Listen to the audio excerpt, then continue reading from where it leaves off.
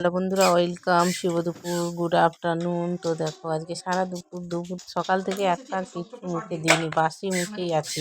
তো এখন ঘুরিতে বাজে দুটোর সময়। এখন টিফিন আর করা হয়নি আজকে, কারণ হচ্ছে টিফিন করার না কারণটা আর আমার চুলমুলের অবস্থা দেখে বুঝতে পারছো। তো একটা জায়গায় গেছিলাম, জায়গাটা হচ্ছে কি আমার মাসির শাশুড়ি অ্যাক্সিডেন্ট হয়ে গেছে, তো তাই হসপিটালে দেখতে গেছিলাম। তো তার জন্য আজকে এসে স্নান টান করে আর তাড়াতাড়ি করে মানে সকালবেলা রান্না করেছিলাম। তো রান্না করে ওদের রান্না করে ওদেরকে খাবারটা দিয়ে চলে আসলাম, কারণ আমার মাসির শাশুড়িকে তো খেতে দিচ্ছে না, কারণ নার্সিংহোমে আছে, তো ওরাই খাবার দিচ্ছে। তো আরও ওখানে যে আছে আরও দুজন আছে, তো তাদের জন্যই খাবারটা করে নিয়ে গেলাম। তো ভাত, পুঁটি মাছের একটু মানে চচ্চড়ি আর ডাল, পাতলা মুসুরির ডাল আর উচ্ছে ভাজা, এগুলোই। বেশি কিছু সকালবেলা তো আর করা যায় না বলো।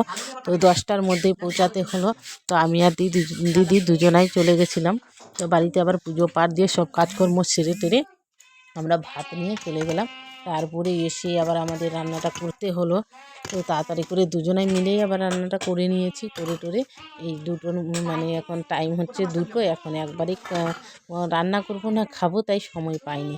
এই যে চিরুনিটাও করব, সেটাও সময় পাইনি। কোনোরকম চুলটা মুছেই রান্নাটা বসিয়ে দিয়েছি। তোমরা ভাবছো কি এরকম ভাবে বসে গেছে খেতে, তো তোমরা মনে কিছু করো না, কিন্তু এরকম পরিস্থিতিতে আর চিরুনি টিরুনি কিছু করতে পারিনি। মানে এত ব্যস্ততার মধ্যে বাচ্চাও খায়নি, কারণ ছেলেকে আবার রেখে গেছিলাম, কাজ ছিল। তো হসপিটালে তো নিয়ে যাওয়াটা খারাপ না একটা, তো তার জন্য ওকে নিয়ে যায়নি, তো বাড়িতেই ছিল, ওর বাবার কাছে রেখে চলে গেছিলাম। তো দেখো এত খিদে পেয়েছে, খুবই খিদে পেয়েছে। তার মধ্যে বাসি ভাতটাও ছিল, তো বাসি ভাতটাও খেতে পারিনি, আজকে কেউ খায়নি। তো বাসি ভাতটা আগে খেয়ে নিলাম, তারপরে আবার গরম ভাত নিয়ে খেয়ে নিচ্ছি।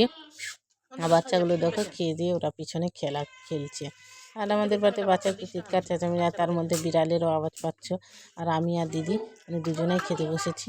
রান্না করতে করতেই মাকে খেতে দিয়ে দিয়েছিলাম, আর বাচ্চাগুলোকেও খাইয়ে দিয়েছিলাম, তো ওরা খেয়ে নিয়েছে। আর আমরা রান্না টান্না সব সেরে টেরে তারপরে বসেছি খেতে।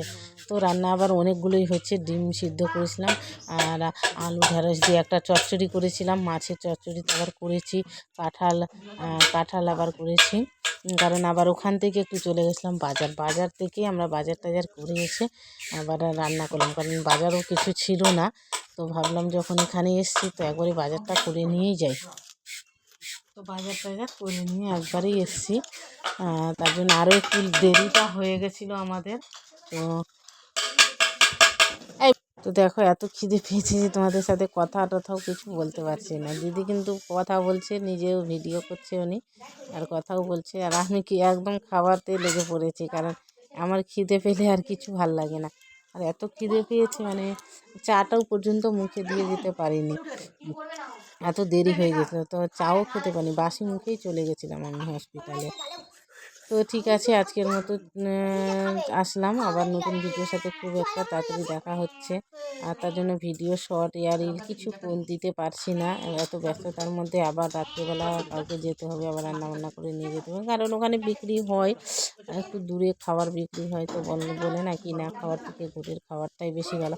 আর এখানে রিলেটিভ আছে, তো কেন কিনে খাবে, সেটাও তো ব্যাপার বলো। তো তার জন্য আমরা কিনে বারণ করেছি খেতে, আমরা বাড়ি থেকেই খাবারগুলো নিয়ে গিয়ে দিয়ে আসছি।